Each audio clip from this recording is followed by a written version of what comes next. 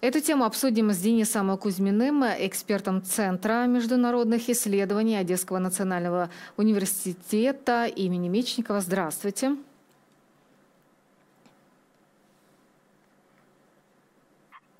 Здравствуйте. Добрый день, приветствую. Слышно вас, меня? Денис. Да. Очень рада вас видеть и слышать. Взаимно. Вот в первую очередь хотелось бы понимать, мы видим, что сколько сейчас премьер-министр Венгрии готовится к выборам, но год у него еще до этих выборов, и очень активно и даже, я не побоюсь этого слова, агрессивно взялся за антиукраинскую, скажем так, риторику, как карту основную своего выбора, этих выборов в своей кампании политической. Почему вдруг так ухватился за Украину?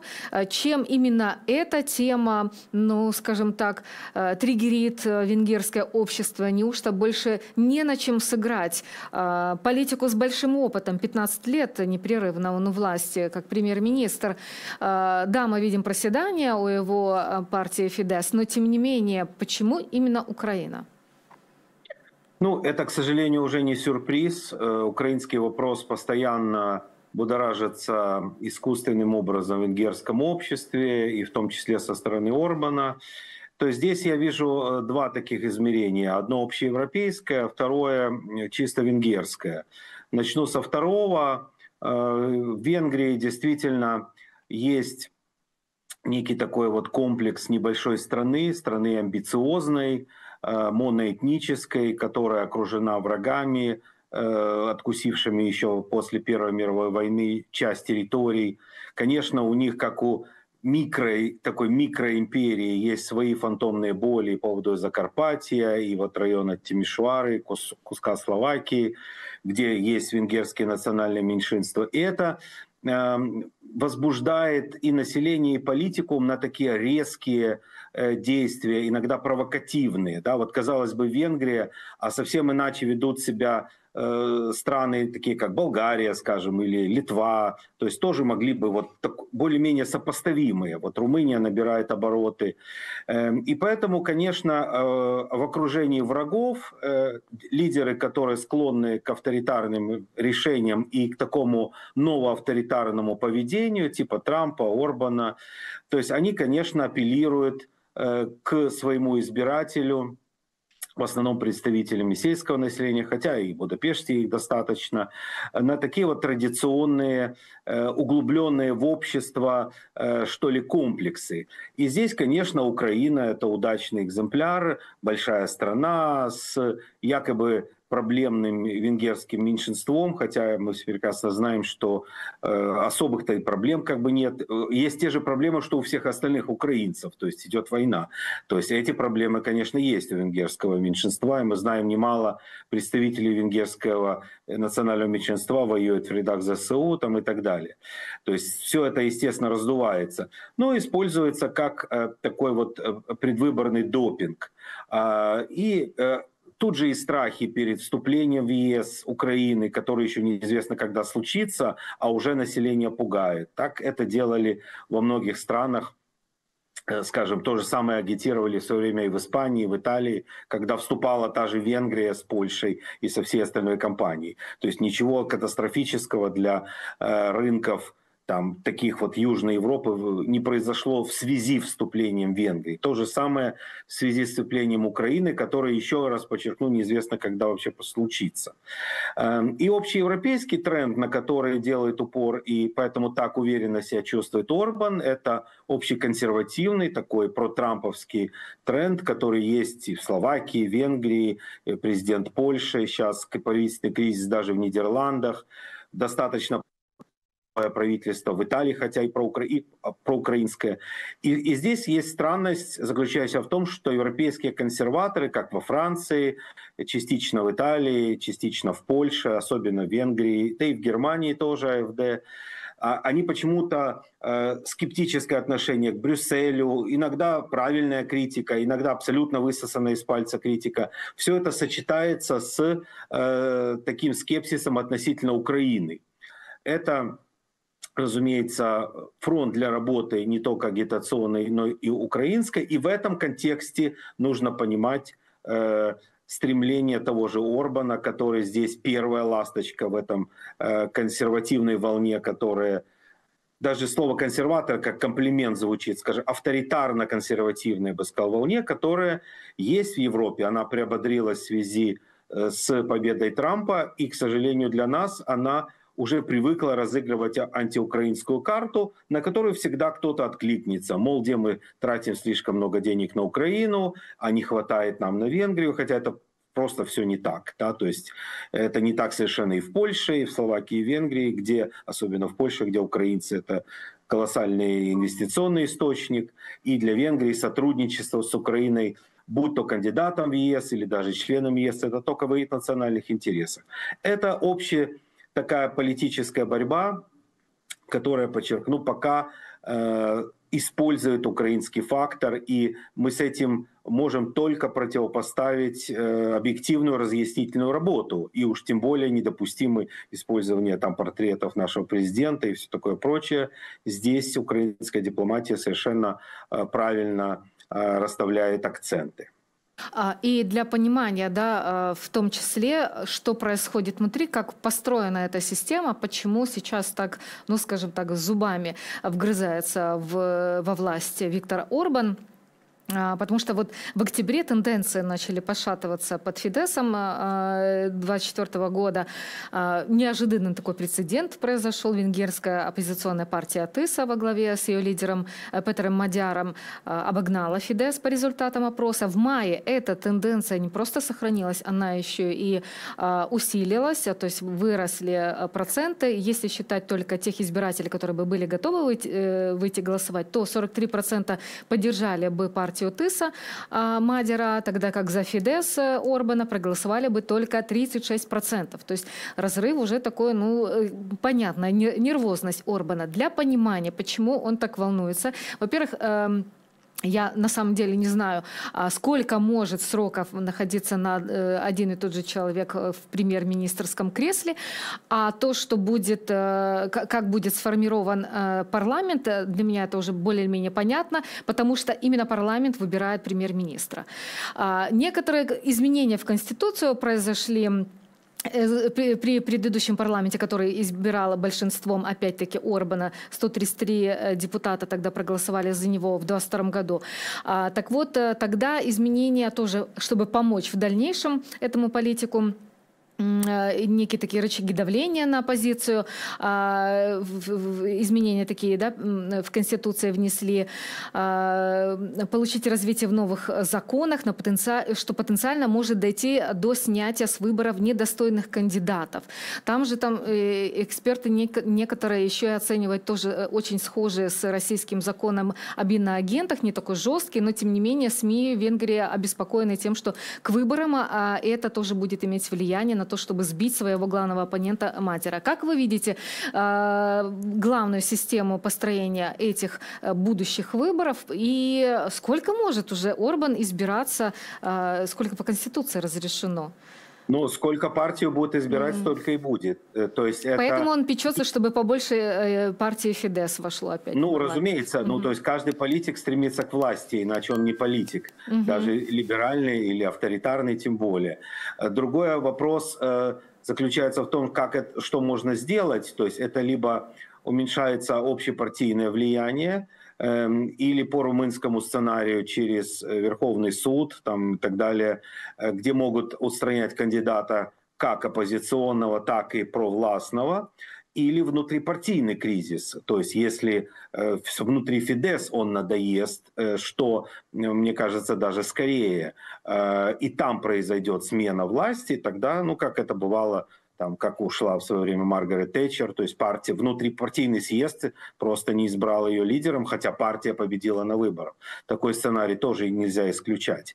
Конечно, все хотят контролировать по возможности и прессу, и суды, чтобы можно было поманипулировать с кандидатами, отстранить кого-то и так далее, потому что Мадяр, конечно, набирает все больше популярность, Орбан, и даже среди консервативно настроенной публики тоже уже поднадоел, поэтому он, конечно, должен постоянно будоражить публику. Он не может оставить Украину как бы в покое, то есть это благодатная тема, списать проблемы на внешнего противника, на то, что война может перекинуться там на Венгрию, вместо того, чтобы наоборот понимать, что пока Украина стоит, то и Венгрии ничего не угрожает. А если Украина падет, то опять они столкнутся с той же угрозой, о которой они почему-то забыли, когда в 1956 году советские танки, по сути российские, вторглись и оккупировали Венгрию, продлили коммунистический режим, и 300 тысяч венгров бежали в Западную Европу тогда в 1956-1957 году через Австрию. То есть это уже как бы почти забылось. Главная угроза Украины — это, конечно, манипуляции, но весь мир сейчас, мы же живем в мире постправды, то есть вот постоянно будоражат умы избирателей, еще что за этот год случится. Он, может быть, Орбан и мог бы смягчить свою позицию, но он боится политтехнологически вот этого избирателя, который вот не любит украинцев и все. А Венгрия вообще мало кого любят, кроме как самих себя. Ну, то есть не в плане человеческом, а именно эта моноэтничность, окруженная совершенно другими нациями. То есть они привыкли, то есть мало кто вообще знает венгерский язык из тех, кто не имеет венгерских корней. Это уникальные такие сообщества. Венгрия, там Грузия, например, Армения. То есть это поэтому там свой-чужой очень четко грань вот эта проходит, и скорее недоверие к чужим. То есть они не то, что не любят именно украинцев, они и словаков не любят, и румын. То есть они... И, конечно, политик, кем бы он ни был, должен это учитывать. А Орбан это, конечно, раскручивает. И так как рейтинги падают, отказаться, смягчить, наоборот, он будет скорее обострять и скорее даже выдумывать какие-то несуществующие угрозы со стороны Украины, так как это, к сожалению, благодатно ложится на большой сегмент избирателей. Не критически, то есть это не так, это все равно не большинство, но 20% им нравится то, что вот как бы не только он критикует Брюссель, но и старается отстраниться от Украины. Мне так представляется. Кстати, давайте вспомним, что сам Мадяр тоже вышел из Фидес. Это как бы так из-за того, что неприемлема, скажем так, была для него политика. Ну вот тут еще один момент.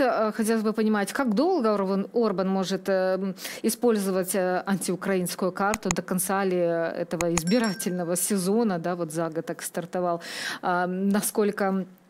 Чтобы понимать, да, насколько это давление еще придется нам всем отбивать. Ну и вот как оцениваете касательно, да, как Украины в НАТО, это ж везде, да все подтрунивают Украину в этом смысле, что ни в коем случае нельзя Украине вступать в НАТО, потому что это неизбежно произведет,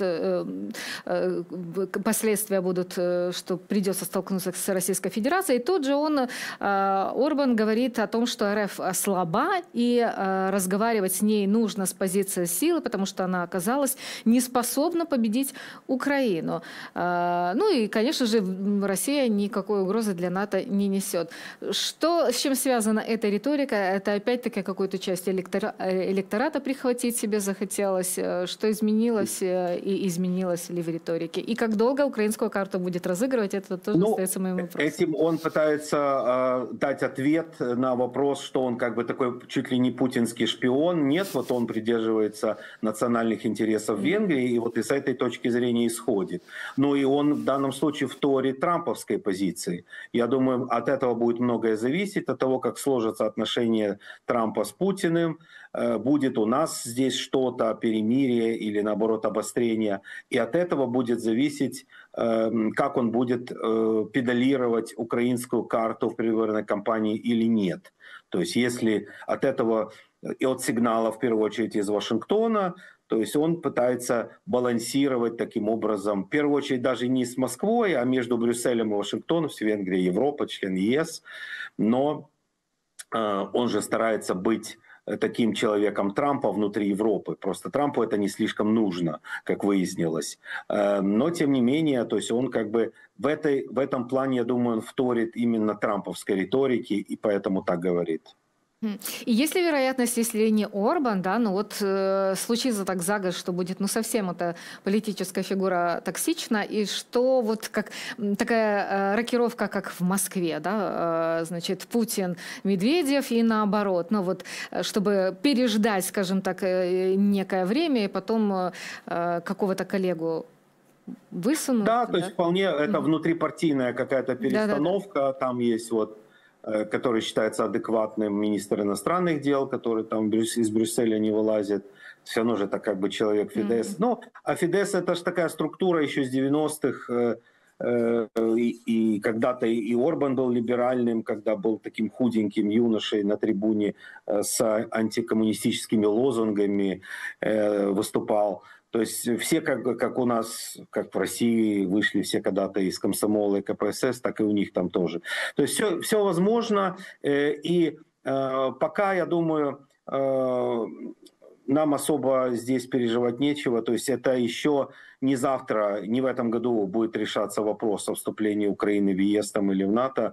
И вот тут голос Венгрии как бы там все тормозит. То, что они постоянно блокируют заседание Украины-НАТО, ну так оно и так проходит без Венгрии и не называется Комитет Украины-НАТО, просто встреча с делегациями. Вот и о Раштаме вообще как бы никакого голосования не требуется, и никто мнение Венгрии не спрашивает. Не хотите, не приезжайте. Тем не менее, мы знаем, Венгрия присоединяется ко всем антироссийским санкциям и все-таки не заблокировала окончательно. Там были вопросы. Пакет, пусть очень скромных, следующих санкций, но все-таки. Да. То есть я думаю, что здесь идет манипуляция, и нам нужно отбиваться от любой... Главное, отбиваться от лжи и не допускать, как бы, давать ответы на абсолютно, ну, даже не передергивание, а на абсолютную неправду. Да? То есть, что беженцы из Украины – это не угроза, а наоборот плюс. То, что если Украина проиграет в войне, это катастрофа и для Венгрии получить на границу, и вступление Украины в НАТО – это в национальных интересах. Другое дело, что это возможно, невозможно, другой вопрос. Но это совершенно все может перекрутиться однозначно. И тот же Орбан, если произойдут какие-то серьезные подвижки в договоренностях Трампа с Путиным, мы это увидим даже по риторике Орбана. Она может измениться по этой причине очень легко. Да. Ну, что ж тут вспомнить? Ну, такая жизнь у нас, что делать? Да. То есть, получается... Главное не пропускать это все. Тут просто мне вспомнилось главный тезис, да, Орбана, что Европейский Союз хуже Советского Союза, и на всякий случай тоже обмолвился, что не хотел бы граничить с Российской Федерацией. То есть когда стал вопрос, не дай бог, падения Украины, он тут поосторожничал. Спасибо вам, Денис, за то, что нашли время для нас. Напомню нашим зрителям, Денис Кузьмин, эксперт Центра международных исследований Одесского национального университета имени Мечникова, был с нами на связи.